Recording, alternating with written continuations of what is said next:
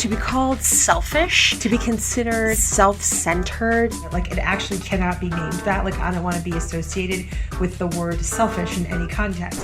Girl, selfish is not a bad word. It is about self-respect. It is about what we want. It is about self-care. It is about self-love, self-fulfillment.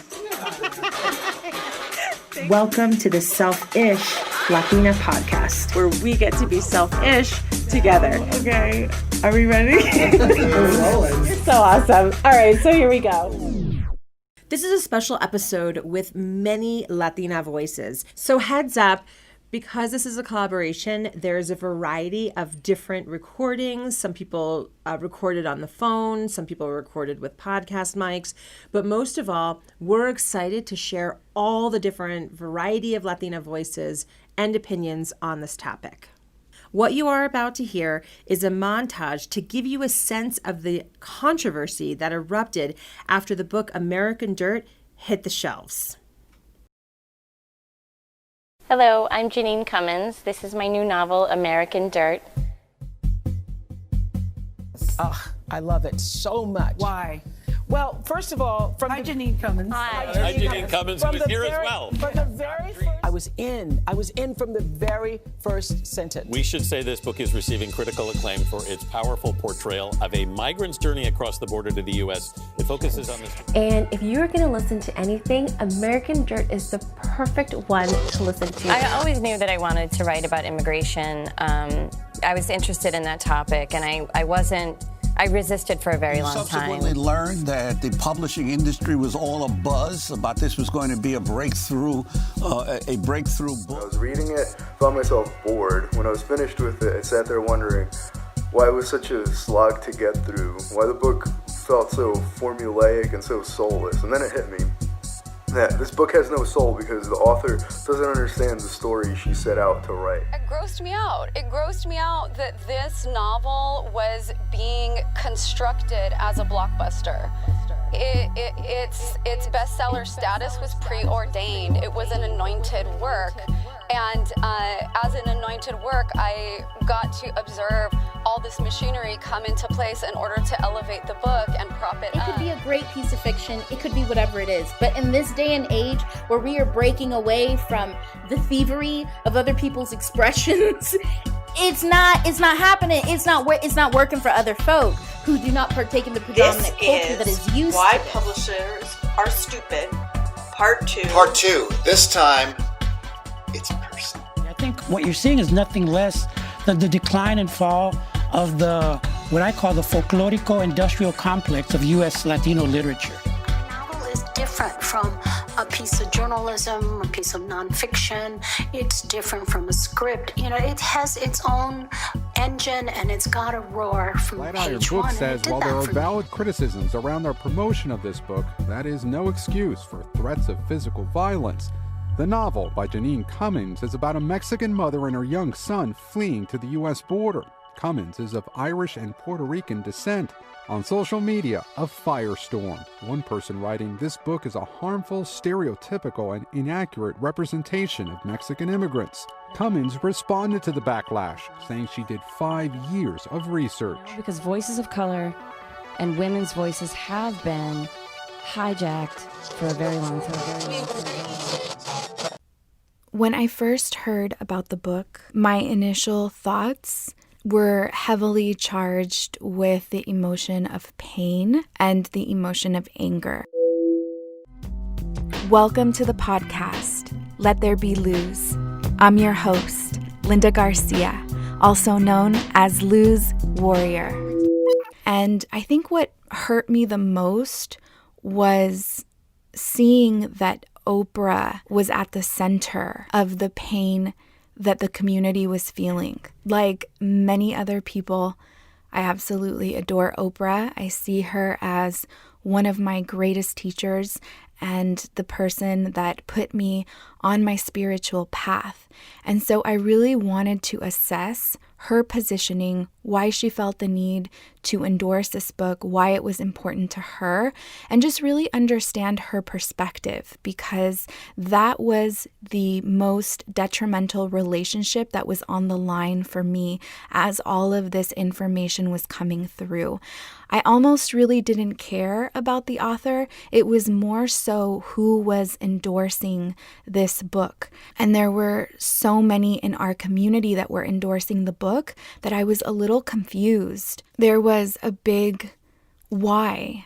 Why was the book being embraced in this way by people of color? And what was it in the book that moved them to feel this way? Did they really read the book? Did they themselves at one point question why our story was being told via a white woman at this specific moment in time? The more and more I gave it time, the more I decided that I was not interested in reading the book. That if I was to read the book, it was to prove some point to myself. Once I solidified the decision of not reading the book, I felt really empowered in taking my power back, in protecting the way I personally feel, and also protecting the work that I've done to heal my spirit. What I focus on expands. And so if I participate in something that is not serving me, it's not serving my higher self, then it's not helping the collective as a whole.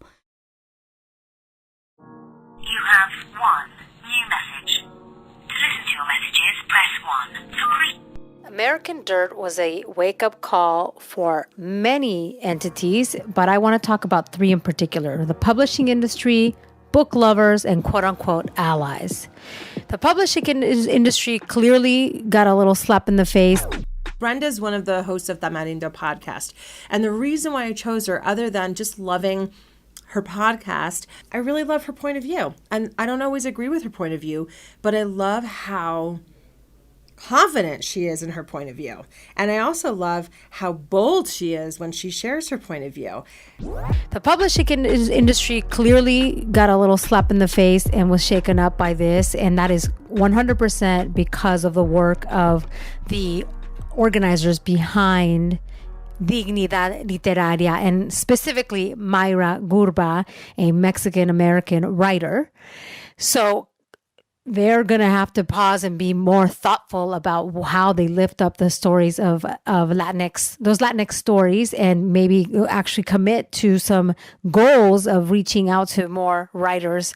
In my opinion, I think they should be reaching out to more Mexican-American writers in particular.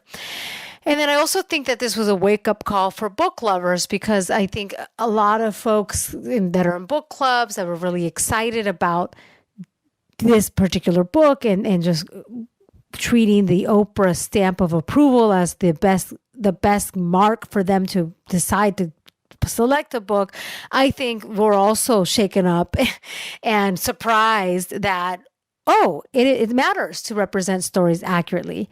And then I think this was also a wake-up call for allies.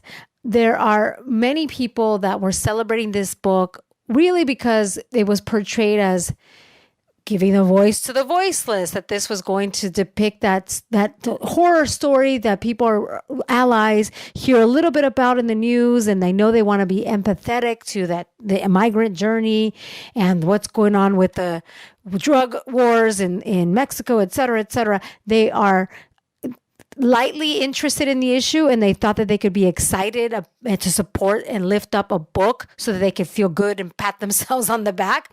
But I think that's going to force allies to dig a little deeper and recognize and listen to the actual voices of the communities that they want to be empathetic to, and not feel like they need to have this translated to them through a white woman's lens for it to be palatable. I really think that that's what this American Dirt debacle and debate and discussion is stirring up. It's forcing allies to be more thoughtful on how they try to amplify our stories. I think it's important. We need amplified, and we need our stories amplified, and we need their allyship.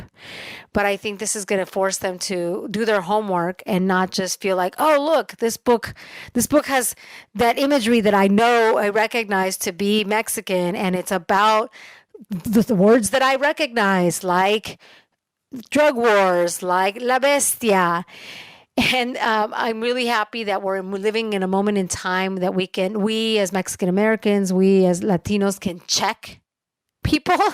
And that is what I'm most excited about this American Dirt debacle, is that we own our voice, and which we've had, that is ours, and that we're able to check. And I think this is going to be a turning point to how Latinx stories are represented.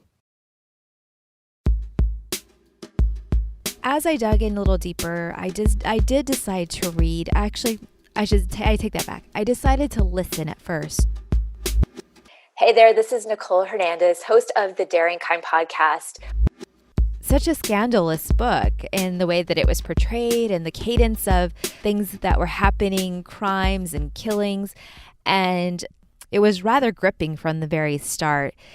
My background is actually in journalism. My graduate work is in journalism. My undergrad is in psychology. And so I decided to just get really curious about it and use my journalistic training to evaluate American Dirt. And when I did, a couple of things became very clear. Number one, this is a fiction novel. It was quite clear to me that the publisher had set such great expectations for this novel that was just for pure entertainment. And I think that's actually where the trouble began, is that when you take something that is meant for entertainment, let's say it's like the equivalent, and it's the equivalent of saying The Bachelor represents the true love story of our time. And that is just how absurd the titles and the accolades that were given to American Dirt became. They're absurd. So that's kind of where I ended up. I just took the book for what it is, which is a really quick, easy read, not a lot of depth to the characters, but definitely a page turner. Jeanine Cummins knows how to write a formulaic, gripping suspense thriller novel. And if you take it for that, then I think that you'd actually enjoy the book. I do think when I took it even a step further, I don't believe that Jeanine fully anticipated I don't think it was her intent, I should say. I don't think it was her intent to misrepresent the Latin community by any means. I think she did try her best to interview the people that she could and to have all the sources that she had available to her. And still, she was writing a suspense thriller novel that's totally fiction. And so I think in that vein, like, you cannot expect it to be a true, accurate portrayal of someone's life, because it was never meant to be.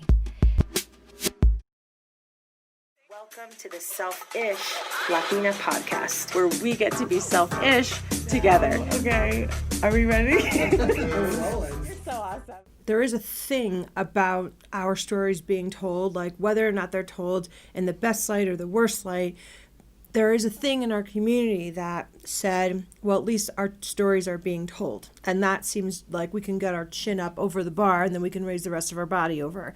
And there was backlash against that idea. And I saw it in the Project Eñye community with people saying, at first I thought, listen, at least they're talking about us. And then the same, I'm thinking of one person in particular that said, and then I changed my mind after I talked to my daughter about it. And Rosalia is also addressing the same thing here. I believe the book is quite significant in the big picture right now. in the way that it portrays the immigrant experience, and the immigrant characters are very exaggerated.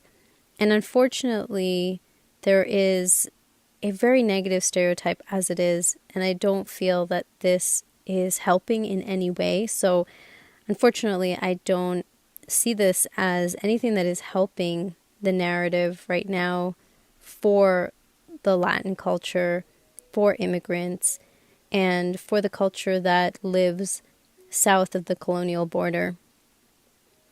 I think that what the anger that is currently being felt for this book is masking indignation and hurt. I think that the indignation aspect is that it was so poorly representative of true Mexican culture. There were a lot of false narratives. Again, just talking about how, as one example that they gave in the book, that this main character would be giving a woman that he wants to impress, that he's so fond of, to give her conchas, which is considered to be such a common bread.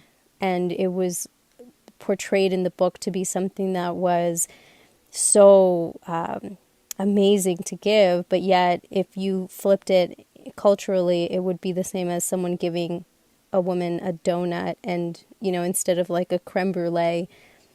And so missing those nuances was just such a gross misrepresentation that I think that there was a lot of indignation for the way that it was portrayed for someone who, quote unquote, researched this for 5 years. They did a very poor job in researching. And so I think indignation for one, and hurt for the fact that it was something that this kind of story has been attempted to be told by more authentic writers who understand or are genuinely Latinx writers. And not to say that, yes, she has a percentage of Puerto Rican. So I know a lot of people are discussing that, but I also feel like there is an aspect that was neglected within herself of exploring her own culture, and maybe that gap has created also more hurt because she, as a writer herself, as a person, had never really embraced that about herself, and now she's going and portraying in a different Latinx culture in such a grossly misrepresented way. So I think that the hurt is there from that, but even also from the publishing industry and how they have completely missed the mark, and how they continuously look at helping writers who are not people of color to be represented versus giving the true diverse voices a platform. So it's 11. Are we going to jump on? Yeah, maybe at 11. It's 11. It's 11:05. So what you're about to hear is a conversation between both founders of Latina Podcasters, Rita Bautista and Nicole Hernandez, and myself discussing the entire issue. Hey guys, it's Rita Bautista here, the host and creator of Empowerment and All That podcast. It's your favorite podcast for women's empowerment. I started the podcast back in May, and ever since then, my world has been turned upside down in the most positive way. Okay. It says, please request record permission from the meeting. Oh, yeah. Let me see if I can help. So one of the things I thought was really interesting, missing the nuances. I think it's one of the reasons why, in general, this book stood out to me, because I could connect to some of the characters in the story personally, and also just on the broader topic. I had my brother came here. My father's son came here illegally. His son was actually murdered by the drug cartel in Honduras not too long ago.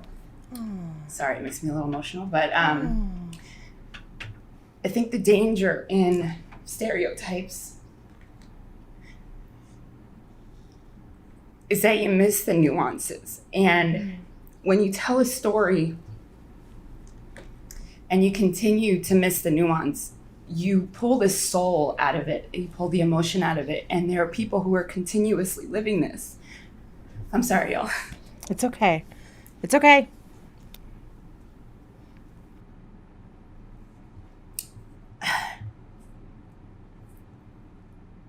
I need a second. I'm sorry.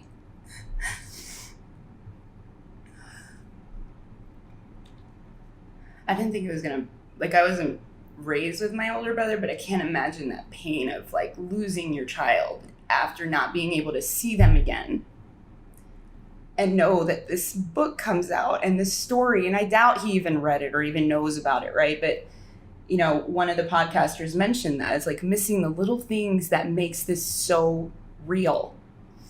And when you're sitting there and you're reading this book and you're listening to it, I read it and I listened to the audio, and even in the audio, it was just it didn't feel real, but I know it's real because I've lived it and my brother's lived it and my father as a grandfather's lived it. And it's this is a true story. And so when you're telling it, if you miss these little details, you're basically taking the emotion and the reality out of it. I think just even in response to what you've said, I came from the book of being able to just look at it as a fiction novel and suspense and thriller and to take it for entertainment. And I don't have the connection that you do to that story because of a personal experience. Mm-hmm. And so even just hearing you express this emotion and this sadness, I feel the empathy for you. And it does even now change how I think about this book when I think about someone like you who has that personal experience. It's crazy. I didn't even think I was going to share that, but I felt compelled to, because I re-listened to the book again yesterday when I was on the airplane, and I was like, God. Hi, I'm Rosalia Rivera, the founder of About Consent. I'm a consent educator and sexual literacy advocate and the host of the About Consent podcast and course creator of Consent Parenting. I found it quite interesting how people have responded to the fact that she is a quarter Puerto Rican and were really attacking her on that. And I can understand the perspective because I've been in those corners of my own Latinidad where I felt that if I didn't portray myself more Latina than within my own community, I would be bullied. I had actually experienced that when I visited El Salvador when I was 17, and I didn't speak the language very well. And so I can relate to aspects of that. But at the same time, what I found really interesting is that I didn't know that this author was at all Latin until I did more research and that information came out. And so it was curious for me to try to understand why she didn't lead with that, why it was such a section of her heritage, of her lineage, that was so much in the background instead of in the forefront. I was definitely triggered when I heard, and she wasn't even Latina. And I thought, who the heck does this woman think she is? That was my first response. And then I later found out that she was a quarter Latina. And my own daughters are a quarter Puerto Rican. I work really hard to instill their Latinidad into them every single day. And I imagine them growing older into women and expressing themselves in a creative way and being criticized in this manner because they only were a quarter Puerto Rican. And it was really hard to ignore the fact that this comes up in our work time and time again. And, it's called the enoughness police. We've even called it something. So, Latinos enoughing other Latinos, whether they be 100%, a quarter, 50%, there's people there that are just like waiting to criticize based on how Latino they think you are. And I'm going to say, my first thought was, who the heck does this woman think she is? So I almost can't even help my own thinking. But then I had the self-awareness to say, hang on a second. No, that doesn't disqualify her. People write about communities all the time that they're not a part of. She just unfortunately didn't do it well, right? And my own daughters are a quarter Puerto Rican, and that's when I started thinking about how some people in our community treat each other.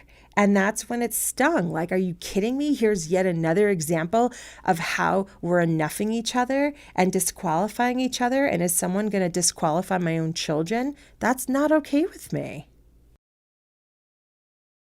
Well, first, I want to kind of address something that I used to be a bully. I was a bully about this for years. And it took for me to watch someone that I love very much finally come to me and tell me, like, you're not any better than I am just because you speak Spanish. And I realized all I was doing was passing on the hurt that I had when I would travel to Honduras and everybody used to call me a Yankee. I was passing that hurt on to my family member who didn't speak Spanish, who eventually teaches herself how to speak Spanish. Okay. So like, it was this whole thing. It's like we're passing the pain on to the next person instead of just healing it and saying, enough is enough. You're Latina, I'm Latina. How can we support each other? This is ridiculous.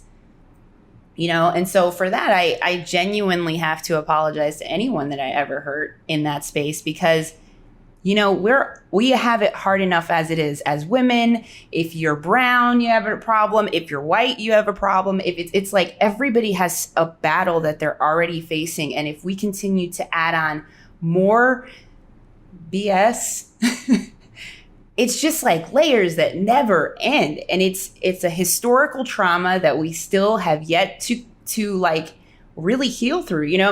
People in our countries, colorism is like the thing, and then we come to this country, which is very black and white still to this day. And we're trying to find our space here. And then on top of that, we're here. And then they lump us in under one name. And then on top of that, those people are categorizing themselves through colorism. It's like layers of BS that we just need to stop and say, I'm sorry. I didn't realize what I was doing was passing the hurt along to the next person and damaging you even more. We just need to stop. As the controversy escalated, we learned that the book tour was canceled. Some libraries pulled the book from their bookshelves. Miriam Gurba, who was one of the first to speak out against the book, was put on administrative leave, which sparked a protest at the school that she teaches at. Celebrities backpedaled their endorsements, and Oprah hosted a special 2-part episode on Apple TV. So at one point, I actually became concerned for Jeanine Cummins after listening to her on the Latino USA interview. And this kind of came up in our group call too. So I want you to hear that. Take two. Welcome to our world. Self-respect. She lost a lot. Her name's pretty tame. She lost her name. She lost her reputation. I really don't think so. That's the crazy thing. That book is you don't still think charting. So? You guys. But I mean, no. But just because it's selling doesn't mean that she has a good name. I mean, look. What doesn't matter. She'll bounce back. There's enough money behind what happened. She'll bounce back. And that's the thing that we're missing here is if this was a Latinx writer, that person would never be able to write another book. And I don't mean to say this, it's probably going to come off wrong, but it's almost like the whitewashing is totally okay. And she'll bounce back with another book. Interesting, because in the Latino USA interview, she said she had one book that was already sold that was unrelated to this. And then she said, I don't know if I'm ever going to write another book again. So It's interesting, Rita, that you feel like that, because I definitely feel like she's in a bad way, and I don't know if she continues to be in a bad way, but I felt like I don't know if she'd bounce back, you know. So let me ask you this: you sold your wedding rings to continue on your project because you knew that you believed in what you were creating at the end of the day. And this woman believes in her literary work.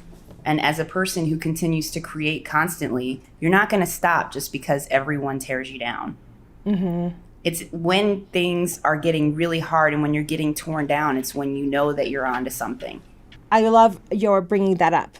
So I was going to say one thing, and I'm just going to say it just so I can get it out. I feel like my work and the work that I do here is extremely personal. And I feel like even though she's Latina, this wasn't like Project Eñye is personal. These are my stories. And then trying to bring to light other people's stories, but that I feel very connected to. The immigrant journey wasn't her story. It's not the Puerto Rican story. It just isn't, right? So that's that opinion. What Henry wanted me to bring up, which is what continues to come up, which I'm not sure, well, you guys don't have an awareness of this, is that our next film is about secrets. Secrets in the Latino culture. It's about the secrets we keep. It's about the norms, this norm in our culture, los trapos sucios se lavan en la casa. It's about that norm that we have that says, don't say anything, because it could affect all of us, right? And so we're all going to suffer if you decide to say something, even if that thing that they're asking not to be, to be kept secret is shredding that person emotionally, okay? So at any cost is what I'm saying. And it's going to be thoughtful. It's going to be, hopefully, it's going to change a lot of lives. I am terrified to be the next on the chopping block. And this, what happened with this book, brought up all kinds of fear. For me, we're making this movie because so many Latinas have come up to me and brought up their secrets, and many have asked me, would you ever make a movie about this so we could deal with this as a fucking culture, right? And after, I don't know, I mean, many, many, many women have talked to me about this. And I'm afraid of being misinterpreted. I'm afraid that my intention will be, that I'll miss something, right? That just bringing to light this thing that we do, that many of us participate in, will I'll get ridiculed and publicly stoned. So so I think one of the most beautiful things that you said earlier was that you connect to this because it's something that's a part of you. I never knew what it was like or what a word I could use to make myself feel like there was a space that I belonged in. And I remember the first time I heard about your project from my cousin Rocio years ago. This is when you launched the map thing. And I was like, she's onto something. I don't know what it is. I can't put my finger on it. But I was explaining to my mother earlier today because I let her hear some of the clips. And I was like, I finally understand where my space is in this community. And I truly believe that what you're doing is something that is bigger than all of us.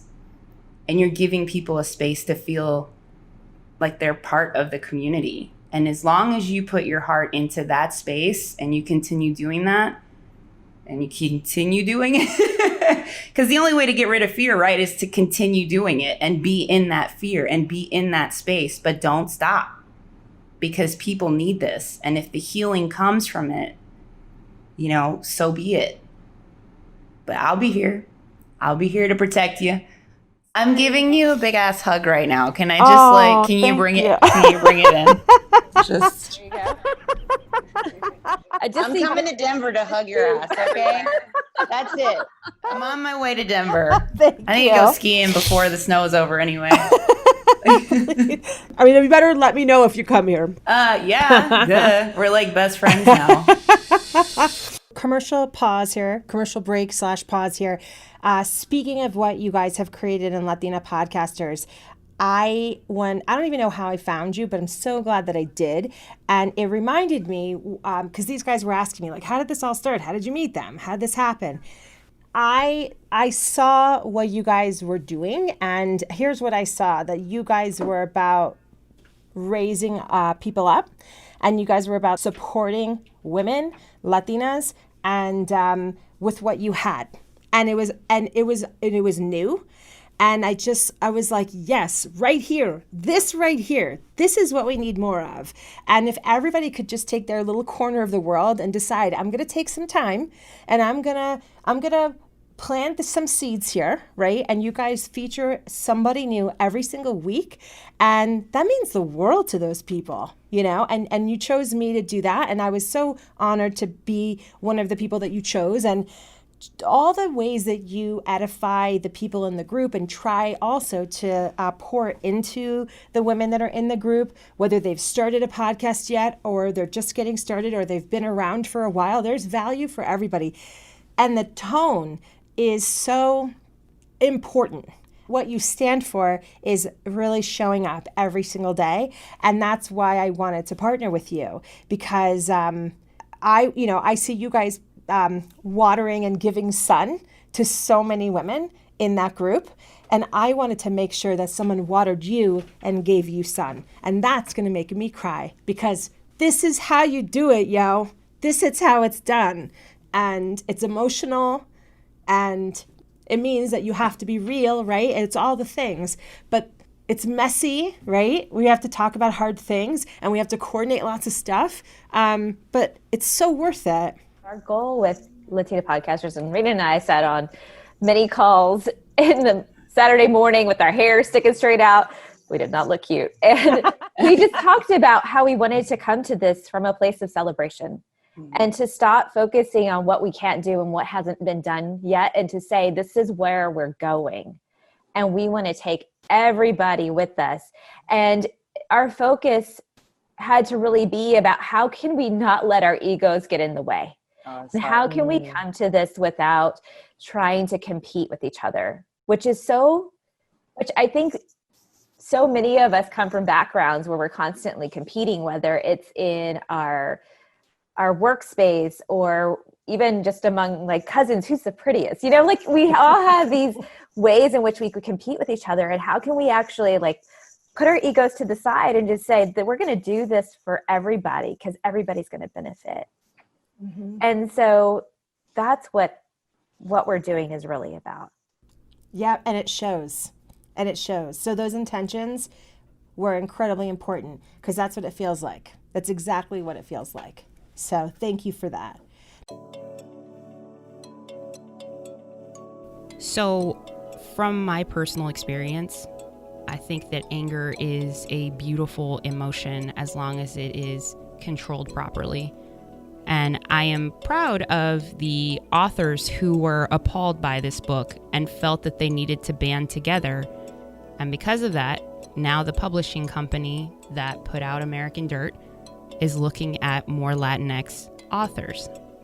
I do also believe, though, that at times we allow ourselves to go with the status quo because nobody pushes up against things that are just normal, because that's just how it is.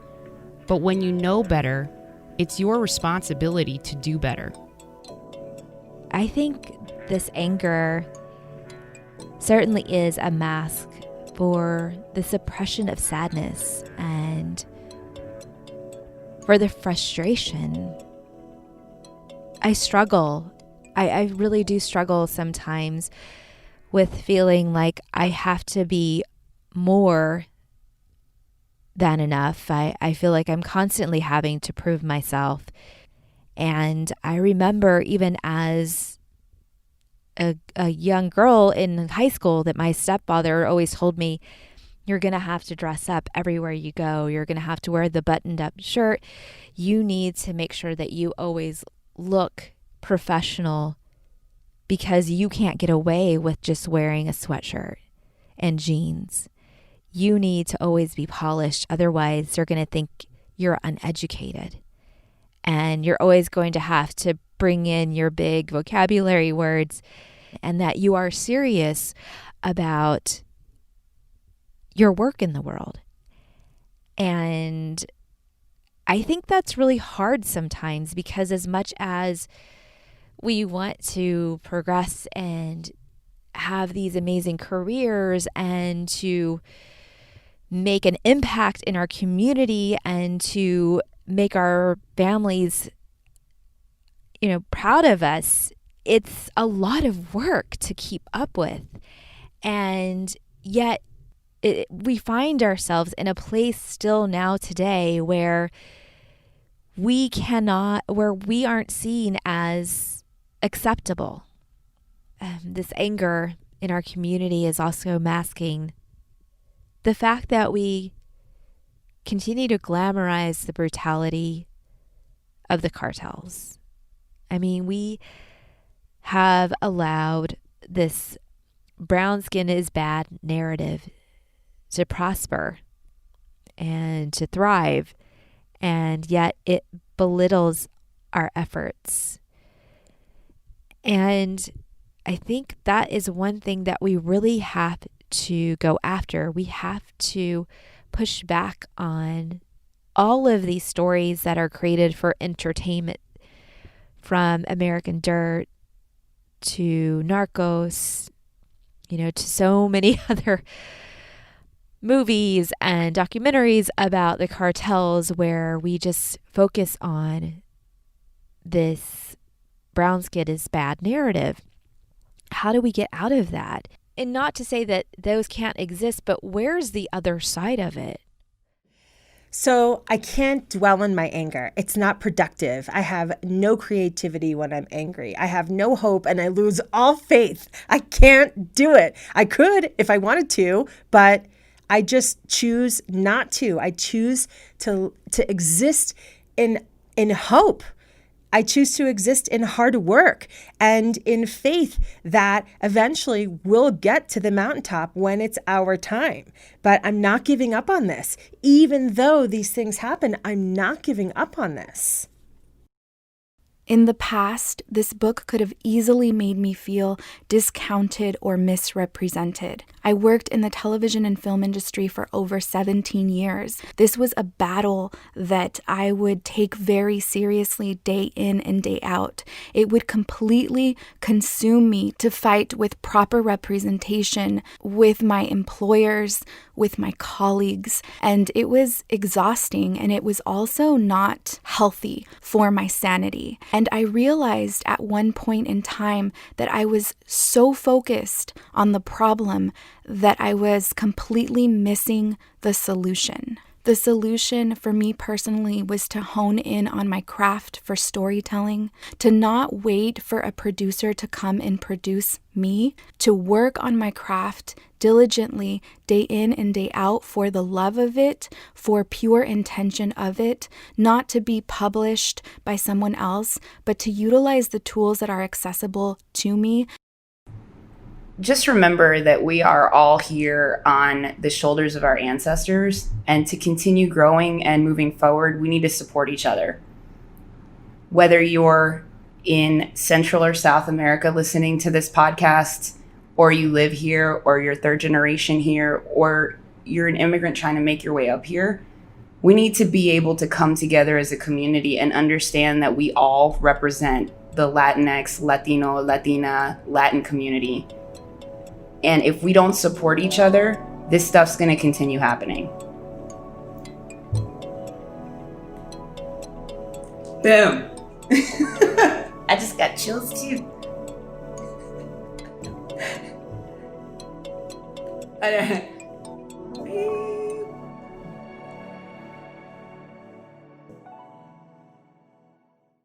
Like, we'd never done anything like this before. We did something similar for EDA, but it wasn't like this.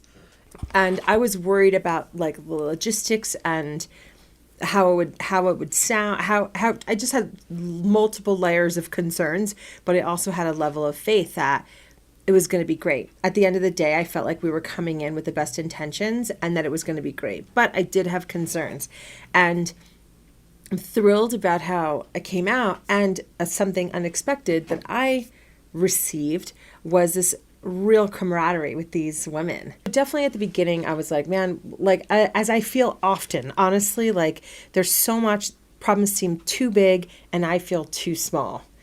And when it came to yet another thing, which was this book being published, and all the feelings that accompany that, taking the action to collaborate with these women gave me the sense of, wait, I did do something. I contributed something. We added to the conversation here with this. We added something positive here, something new to think about when it comes to this. I'm proud of that. Even taking the smallest baby step, like looking at what you can control, will help you feel better. And it'll not only help you feel better, but it'll help you feel like you're actually doing something to contribute to the solution to the problem. And that's how we develop agency. We strengthen these muscles by using them. This episode is brought to you by the Eñye Dream Accelerator, our monthly coaching group for ambitious Latinas with a big idea.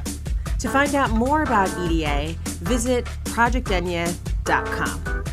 And if you're not already following us on Instagram, what are you waiting for? All the best stuff is happening there, including all the behind the scenes on our Instagram stories. Thank you for listening to the Self-ish Latina podcast, where we get to be self-ish together.